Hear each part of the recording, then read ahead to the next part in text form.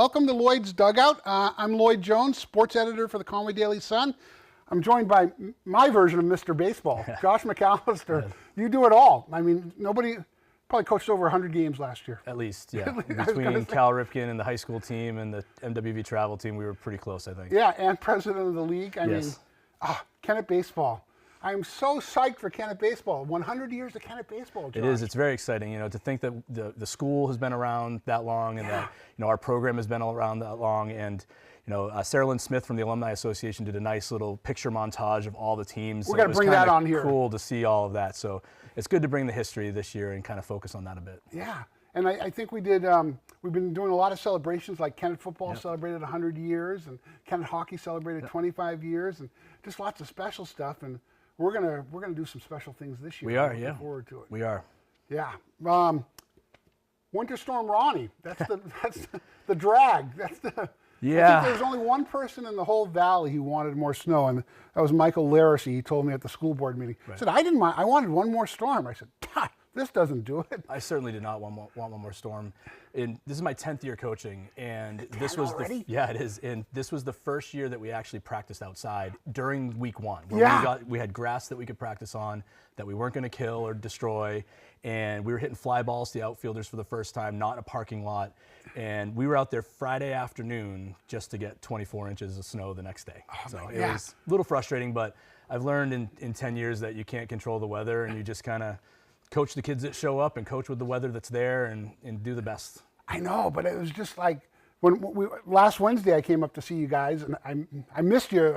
Initially I got in and ended up talking to Doc for about 25 minutes, and you said, we're going out to the JV field, and I was like, when was the last time we did that this early? No, never. Not in my time. We've seen grass on day one, but usually the frost is still there. It's hard or it's still soupy, but it wasn't even wet. It was great, which I think is going to help us when the snow starts to melt. I don't think there's any frost there. So I don't think there. Yeah, that's what I was wondering. Just need some warm weather. Is there any chance we plow the field? No, not now. It's too soft. Is it? Yeah. So hopefully it'll go quick. I mean, you're getting out of town at the right time. We are. Yeah.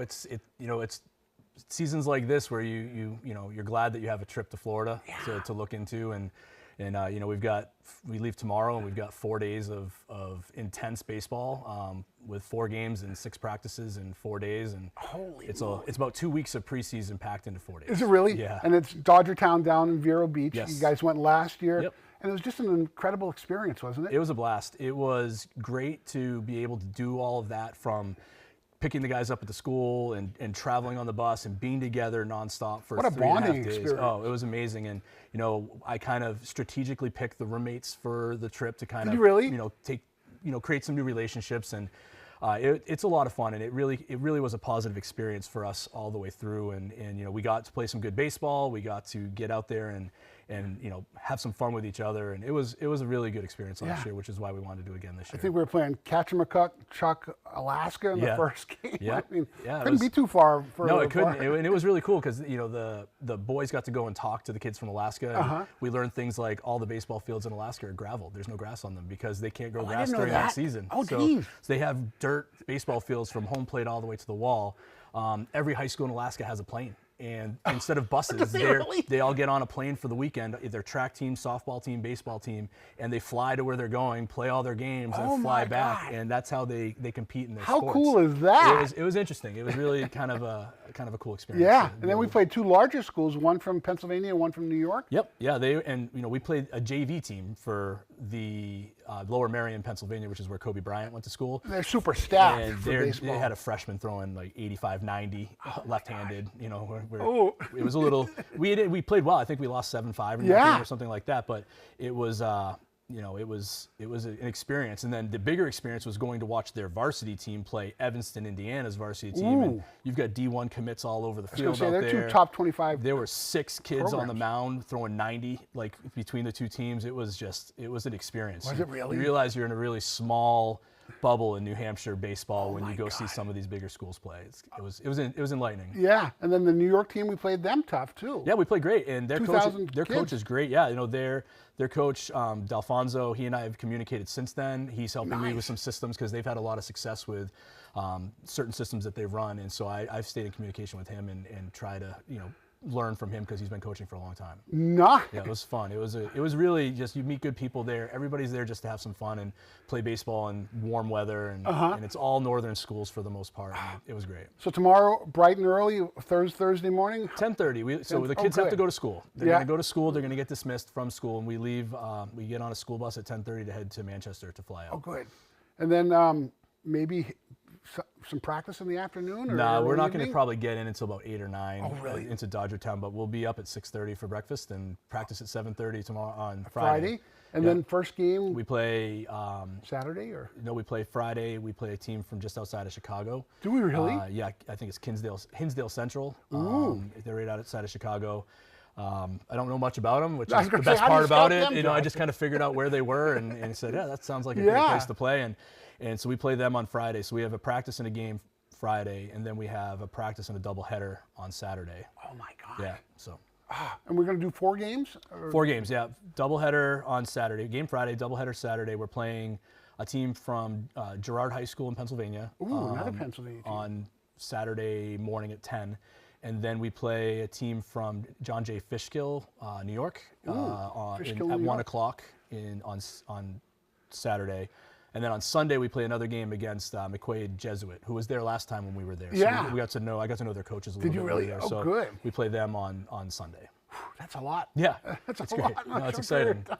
I remember last year you guys went down, and I think it was the final day. It was brutally hot. It was about 101, and it was 22 and snowing sideways when we left Kennett. It was 96 when we landed in Orlando, and then the next day it was 101. We had some heat stroke issues and some real heat illness stuff that we had. I had to cancel a practice. It was a lot. The weather this week looks like 78 to 80. Does it? No rain, so that's really what we're hoping to see. Is this trip going to be an annual thing? Hopefully, I mean, I would love to see it. We would love to see it too.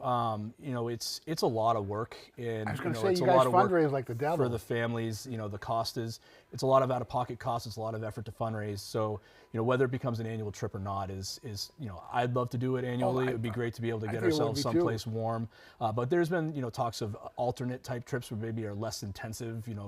Cooperstown? Maybe, or for preseason trying to get to. I know Coach Underwood at Plymouth used to go to the Cape every year and play some high schools down there and stay there. So there's other alternatives I think for us that we can maybe make it less of a big trip every year. I mean, I'd go to Florida every year and I'd fundraise it for every year if we could, but we'll see what comes next year and the year after. Oh, it's just going to be so much fun. We got some photos from Dodgertown. Yep. Let's get into some photos. We got some good memories here. I think it was a great time to go back into. Yeah.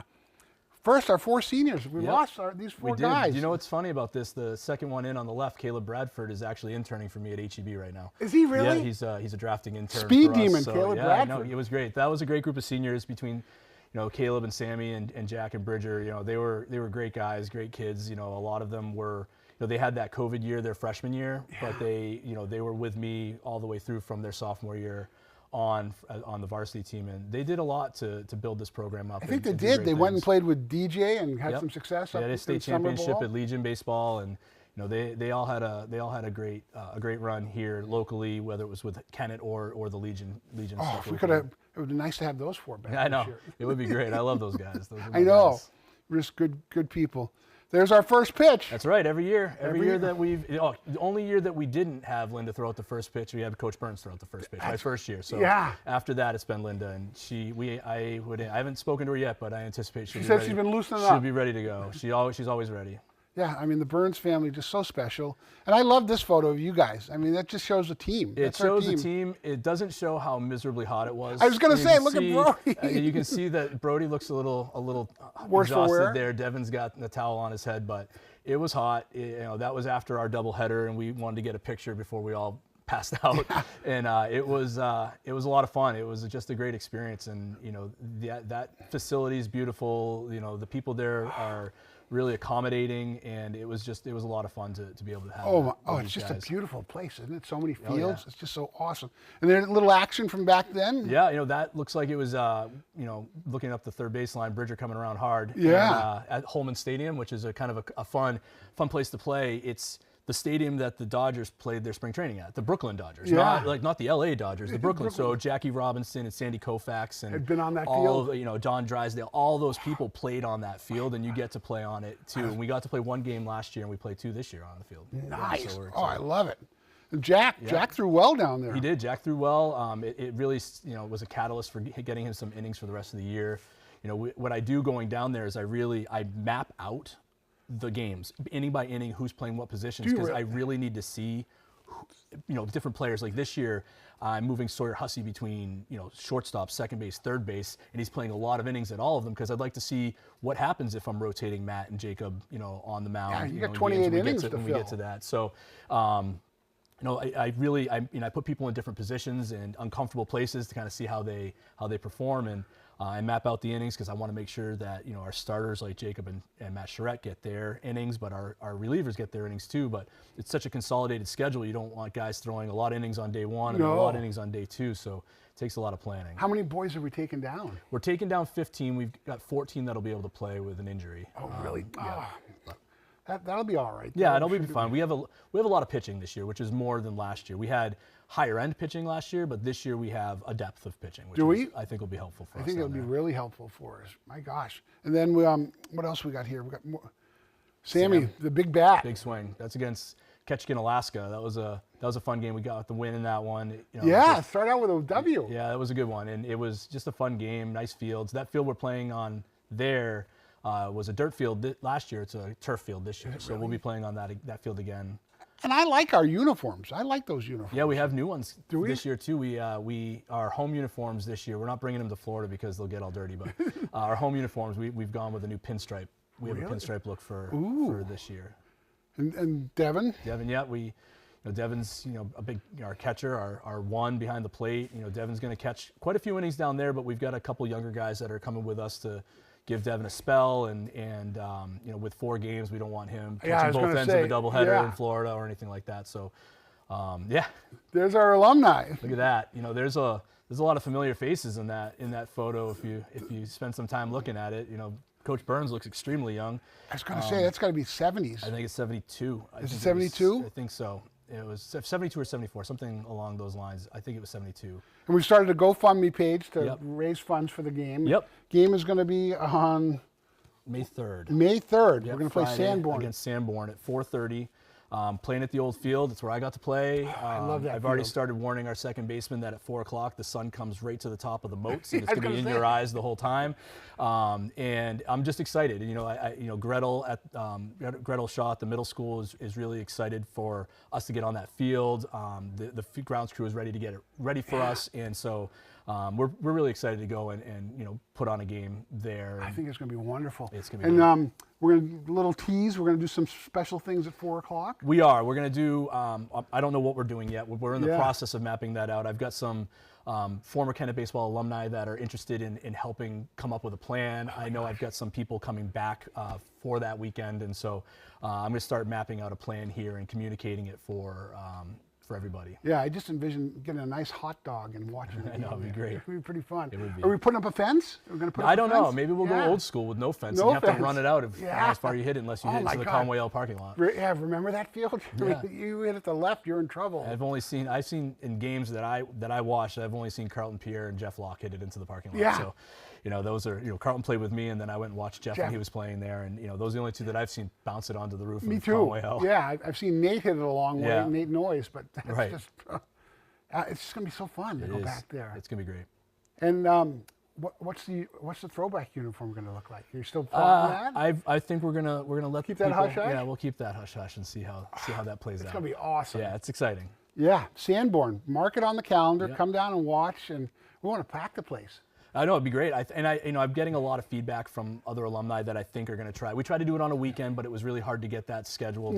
But Friday will work. Friday will be fine. And the great thing about it for me too is that Friday is the day before the Cal Ripken opening day parade too. So it kind of creates a Friday evening baseball rolling right into Saturday morning for the Cal Ripken stuff too.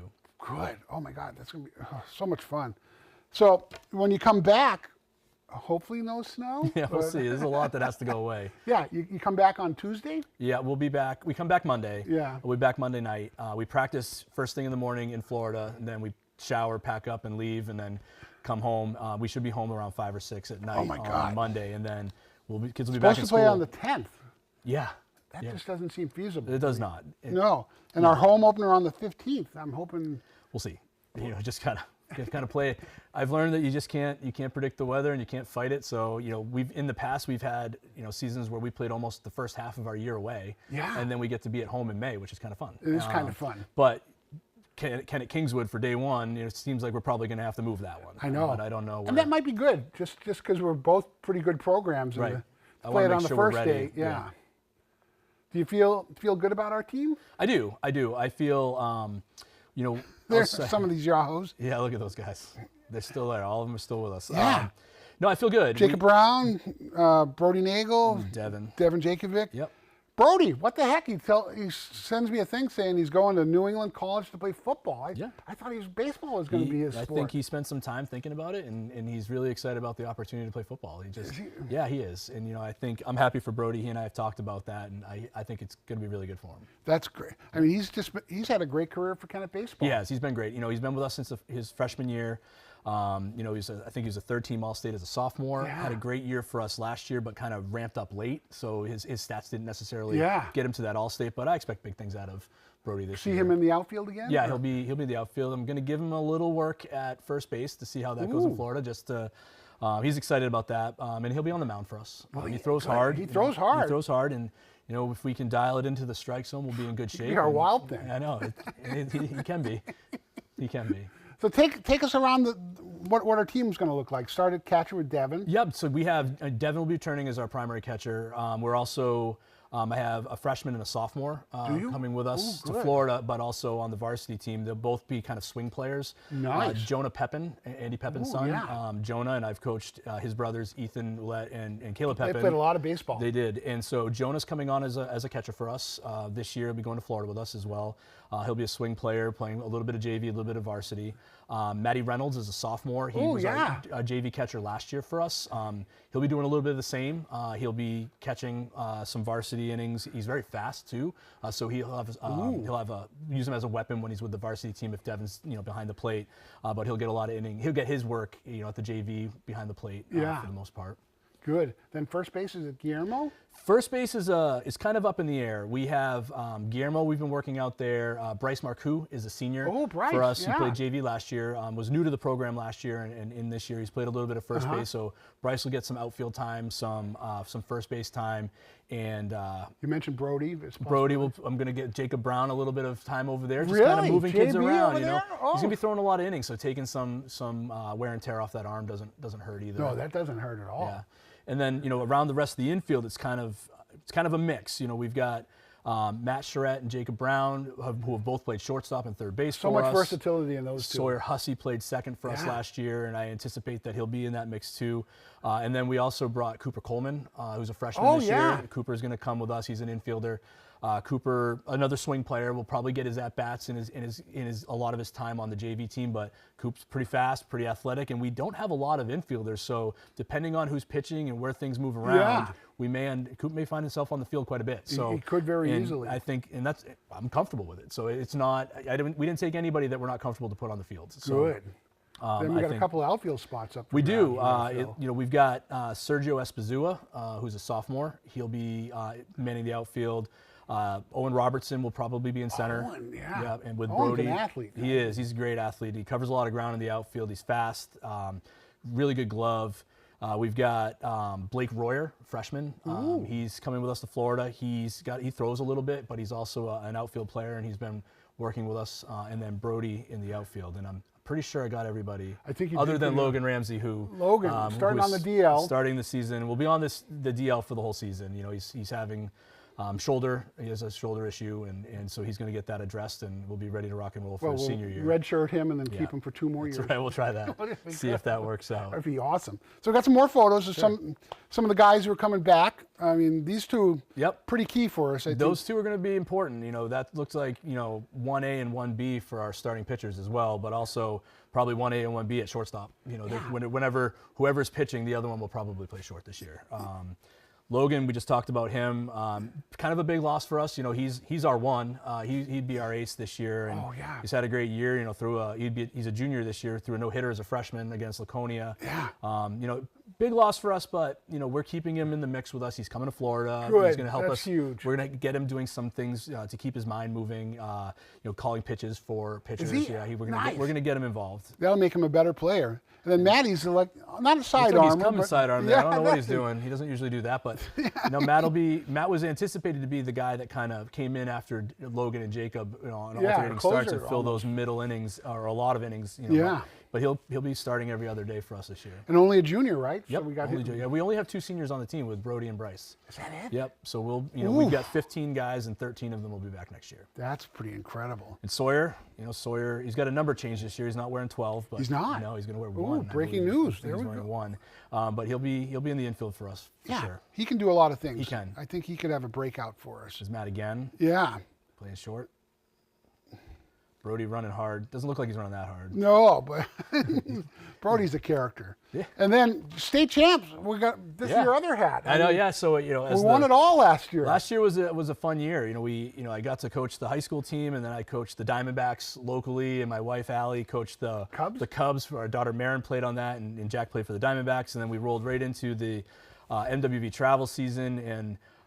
What a phenomenal year. It was great. We went and competed in a bunch of different tournaments, and then we went to our district tournament and ended up coming in second, but which got us an automatic bid into the state tournament.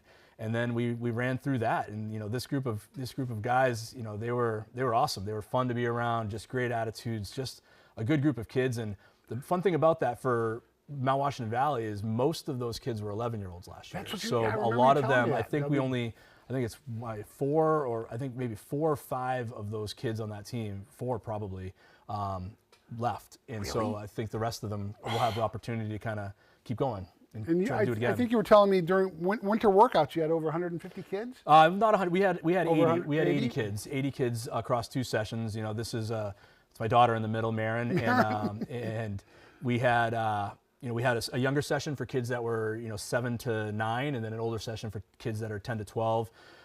We do 4 weeks of it. We had to cancel it last week with the snow, so we'll make up for it in April. Maybe the snow will be gone and we can do one of our sessions outside for the first time.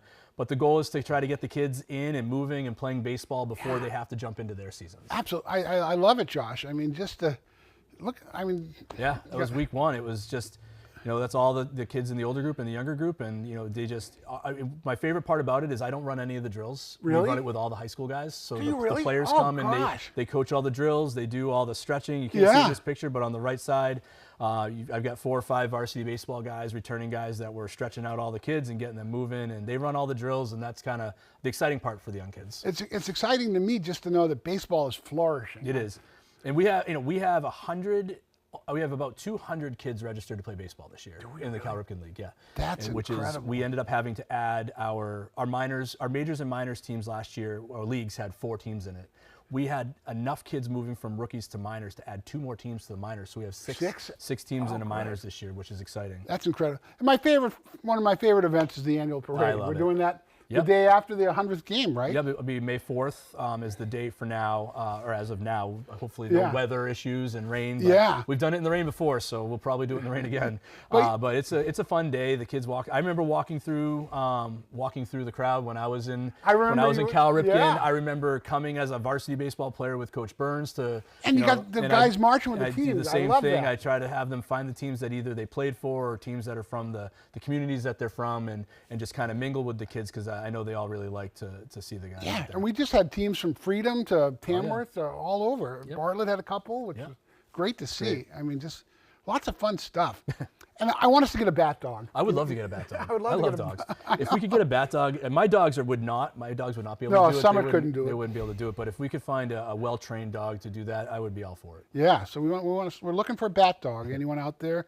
We're not going to be cruel to animals or anything. We're just looking for a good bat dog. For a bat dog.